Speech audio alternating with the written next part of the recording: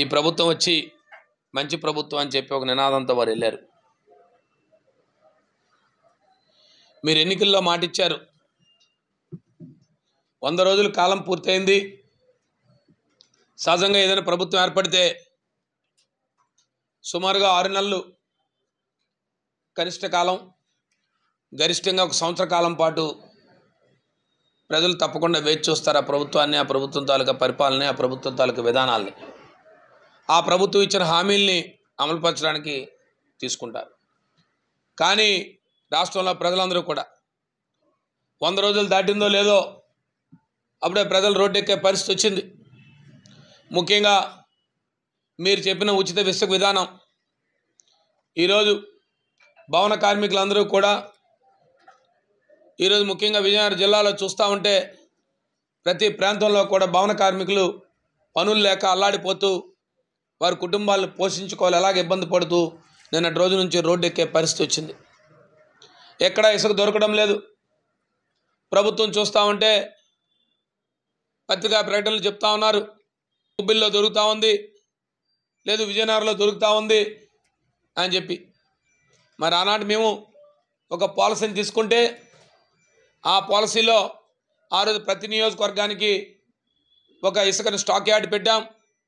అక్కడున్న ఆన్లైన్ విధానాన్ని పెట్టాం.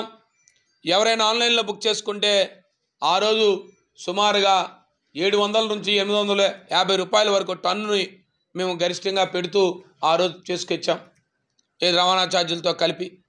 ఈరోజు చూస్తూ ఉంటే సుమారుగా 1700, 1800, 2000 రూపాయలు కూడా టన్ను ఇసుక ఉండి ఇవాళ అది కూడా దొరకని పరిస్థితి ఏర్పడింది.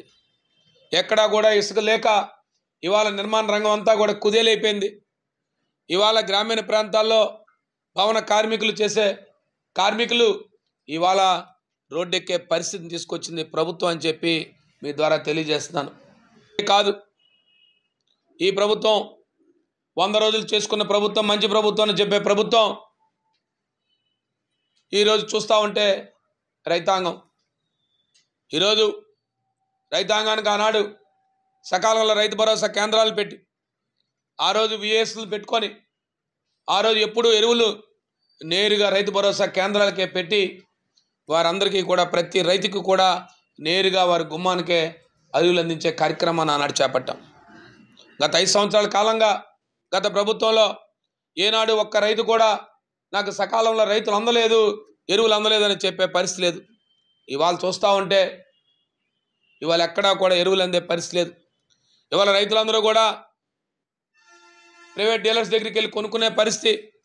ప్రైవేట్ డీలర్లు నీకు ఎరువు బస్తా కావాలంటే నువ్వు ఒక పురుగుల మందు డబ్బా కొనాలనో, లేదు నానో యూరియా ఒకటి కొనాలనో, లేదు నువ్వు 100 రూపాయల నుంచి 150 రూపాయలు అధికంగా ఇవ్వాలనో ఇవాళ కార్యక్రమాలు జరుగుతూ ఉన్నాయి.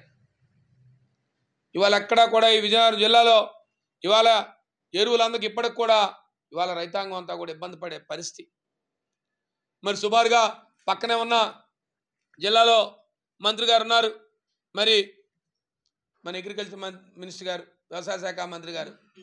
ఇవాళ వ్యవసాయ శాఖ మంత్రి గారు మొన్నటి రోజున చూసాం, ఒక 20 రోజుల క్రితం అక్కడ జిల్లా పరిషత్ సర్వసభ సమావేశం జరిగితే శ్రీకాకుళం జిల్లాలో అక్కడున్న స్థానిక శాసనసభ్యులే మా ప్రభుత్వం సకాలంలో ఎరువులు ఇవ్వలేక రైతులు విఫలం చెందామని చెప్పి వారు నేరుగానే చెప్పే పరిస్థితి వచ్చింది.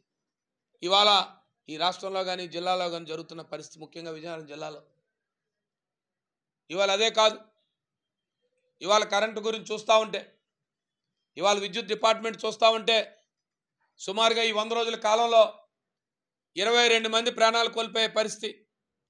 విద్యుత్ సిబ్బంది అలసత్వం వలన, విద్యుత్ అధికారుల అలసత్వం వలన ఇవాళ 3 రోజులకో 4 రోజులకో 5 రోజులకో ఒక ప్రాణం పోయే పరిస్థితి తీసుకొస్తుంది. ఎన్నిసార్లు అధికారులు అప్రమత్తం చేసినా అధికారుల పూర్తిగా అలసత్వం వచ్చేసింది. మాకేం అవసరం లేదు, మాకేం పని లేదు, ఈ ప్రభుత్వం మా గురించి ఆలోచించేవారు ఎవరు లేరు, ఎవరు ఏ ప్రజాప్రతినిధులు మా గురించి అడిగేవారు లేరని చెప్పి ఇవాళ రోజు ఇది సుమారుగా జరుగుతూ ఉంది.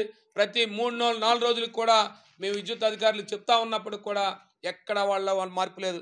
ఇక మళ్ళీ నిన్నటి రోజుని బొబ్బిల్లో విద్యుత్ రైతు, ఎక్కడా కూడా ఏ పంట పొలాల్లో వైర్లు తెగినా, లేదు పంట పొలాల్లో ఏమైనా డీపీలు కాలిపోయినా, ట్రాన్స్ఫార్మర్లు కాలిపోయినా, ఎవరు కూడా రైతులకు కానీ వారికి ఎవరు కూడా స్పందించే విధానం పరిస్థితి లేదు ఇవాళ జిల్లాలో, ముఖ్యంగా విద్యుత్ శాఖ సిబ్బంది అయితే. ఇది ఈ రాష్ట్రంలో విజయనగరం జిల్లాలో 100 రోజుల పరిపాలన జరుగుతున్న పరిస్థితి. ఇవాళ అదే కాదు, ఇవాళ మీరు పెన్షన్లు, ఇవాళ 1వ తారీఖు 2వ తారీఖు పెన్షన్లు ఇచ్చే కార్యక్రమం, మీరు వచ్చి పెన్షన్లు ఇచ్చే కార్యక్రమంలో మీరు ఆనాడు చెప్పారు, లేదు వాలంటీర్లు లేకపోయినా మేము ప్రతి కుటుంబాన్ని నేరుగా ఇస్తామని చెప్పారు. చాలా మంచిది. ఏదో మొట్టమొదటి నెలనే చాలా పకడ్బందీగా తప్పకుండా మన ప్రభుత్వం గత ప్రభుత్వంతో పోలుస్తారని చెప్పి మీరు ప్రతి ప్రభుత్వం నేరుగా వెళ్ళి ఇచ్చే కార్యక్రమం చేశారు. ఒక 3 రోజులు 4 రోజుల్లో దాన్ని చేశారు. ఇవాళ మళ్ళీ చూస్తూ ఉంటే మరలా ఎక్కడా కూడా ఇంటికి ఇచ్చే కార్యక్రమం లేదు. ఏ సచివాలయ బిల్డింగ్లోనో లేదు గ్రామంలో రామ మందిరం దగ్గర ఇవాళ ప్రజలందరినీ తీసుకొచ్చి మళ్ళీ మూకొమ్మడిగా పెన్షన్లు ఇచ్చి ఇవాళ పెన్షన్దారులు ఏ రకంగా భయభ్రాంతులు అయ్యారంటే, ఈరోజు నా పెన్షన్ తీసుకోకపోతే మరలా నా పెన్షన్ రాదు, వెనక్కి వెళ్ళిపోతుందనే పరిస్థితిని తీసుకొచ్చే పరిస్థితి వాళ్ళు కనపడింది. గతంలో 5 రోజులు పెన్షన్స్ ఇచ్చే కార్యక్రమం ఉండేది. ఒక రోజు లేకపోతే 2వ రోజు 3వ రోజు 4వ రోజు ఎవరికైనా ఇబ్బంది వచ్చినా లేకపోతే ఏదైనా గ్రామాలకు వెళ్ళినా లేకపోతే వారి తాలూకా చుట్టం చూపుకి వెళ్ళినా ఇవాళ పెన్షన్ ఇచ్చే కార్యక్రమం. కానీ వాళ్ళ అధికారులు అందరూ కూడా చెప్తున్నారు భయభ్రాంతులు, మీరు ఇవాళ పెన్షన్ తీసుకోకపోతే రేపటి నాడు మీ పెన్షన్ లేదు అని చెప్పే పరిస్థితి. ఇవాళ గ్రామాల్లో మూకుమ్మడిగా ఇవాళ వచ్చి ఇక దానితో పాటు చేతివాటం మొదలైంది. మళ్ళీ చేతివాటం మొదలైంది. గత నెలలో చేతివాటం మొదలై చెప్తే ఇవాళ నేరుగా పత్రికల్లో వస్తే నేరుగా నేనే స్పందించి చెప్పాను. దానికి వెంటనే మళ్ళీ అధికారులు అక్కడ ఉన్నవారు మళ్ళీ ఇచ్చి లేదు ఈ 500 రూపాయలు దానికోసం మేము వసూలు చేయలేదు, ఈ 500 రూపాయలు సుమారు ఒకే రోజు ఏదో నీటి పన్ను కోసం వసూలు చేశామని చెప్పి మరలా మీరు రికార్డులు మార్చుకున్నారు.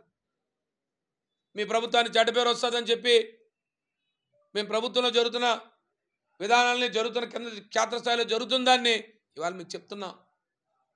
ఇవాళ మీరు ఏదైతే మేధం చెప్తున్నారో మేము ఇంటింటికి పెన్షన్ ఇచ్చే కార్యక్రమం చెప్తున్నామంటున్నారో ఆ కార్యక్రమం జరగడం లేదు. ఎవరు కూడా ఇవాళ ముసలి వాళ్ళు కానీ వృద్ధులు కానీ లేదు మంచం మీద ఉన్నవాళ్ళు కానీ ఇవాళ వాళ్ళ పిల్లలు తీసుకొచ్చి వాళ్ళ పెన్షన్ తీసుకునే కార్యక్రమం చేస్తున్నారు. ఇంకా మేమేమైనా అధికారుల దృష్టి తీసుకొస్తే లేదు మాకు సిగ్నల్ ప్రాబ్లం అండి, లేదు మాకు సిగ్నల్ ఇబ్బంది అండి అని ఏదో చెప్పి ఈ ఒక్కరోజు ఇవ్వకపోతే మళ్ళీ రేపు ఇచ్చే పరిస్థితి ఉండదేమోనండి అని చెప్పి ఇవాళ ఇబ్బంది పడే పరిస్థితి తెచ్చారు. ఇవన్నీ ప్రభుత్వం దృష్టి తీసుకొస్తాం. ఈ 100 రోజుల పరిపాలన జరుగుతున్న కార్యక్రమాలు ఇవాళ మధ్యాహ్న భోజన పథకం చూస్తూ ఉంటే ఇవాళ అనేక మంది కలుస్తూ ఆహారం తిని ఇవాళ హాస్పిటల్ పాలయ్యే పరిస్థితి హాస్టల్స్లో కనపడతా ఉంది.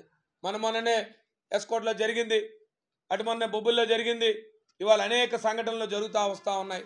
ఇవాళ ఎక్కడా కూడా ఇవాళ మధ్యాహ్న భోజన పథకం కానీ లేదు హాస్టల్లో ఉన్న భోజనం పథకం కానీ ఎక్కడా కూడా పర్యవేక్షణ పూర్తిగా లోపించింది.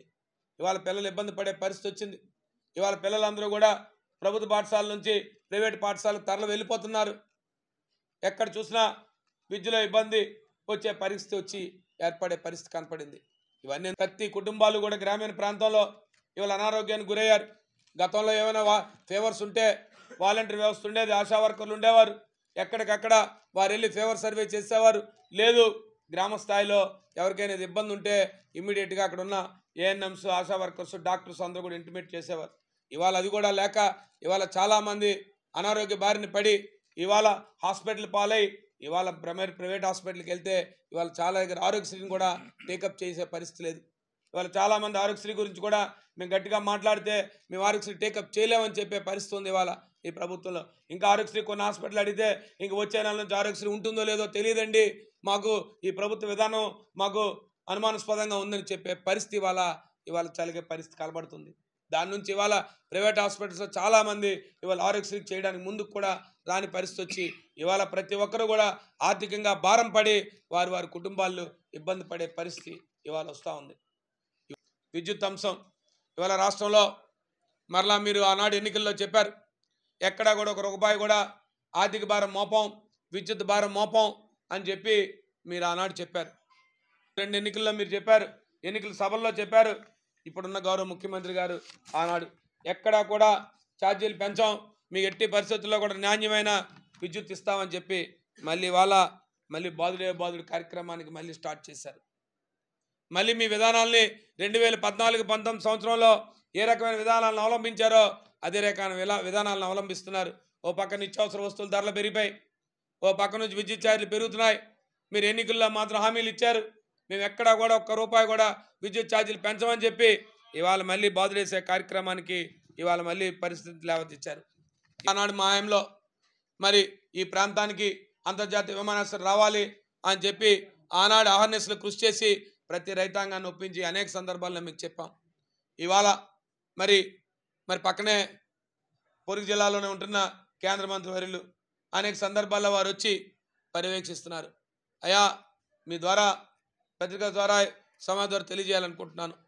మీరు ఏదైతే పర్యవేక్షిస్తున్న పనులు ఎలాంటి సంస్థ వారు చేస్తుంది, వాళ్ళు ప్రైవేట్ సంస్థ వారి నిర్దిష్ట వ్యవధిలో నిర్దిష్ట టైంలో వారు మీరు పర్యవేక్షించినా పర్యవేక్షించకపోయినా వారు ఆ కార్యక్రమాలు పూర్తి చేసి వెళ్తారు.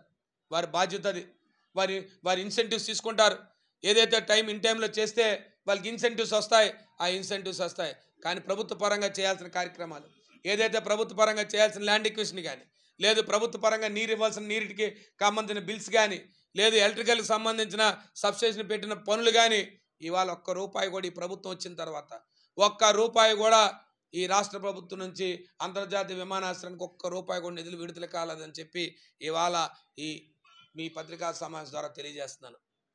మరిన్ని వీడియోస్ కోసం ఛానల్ ని సబ్స్క్రైబ్ చేయండి. లేటెస్ట్ అప్డేట్స్ కోసం వాట్సాప్ ఛానల్ ని ఫాలో చేయండి. అండ్ లింక్ డిస్క్రిప్షన్ లో ఉంది.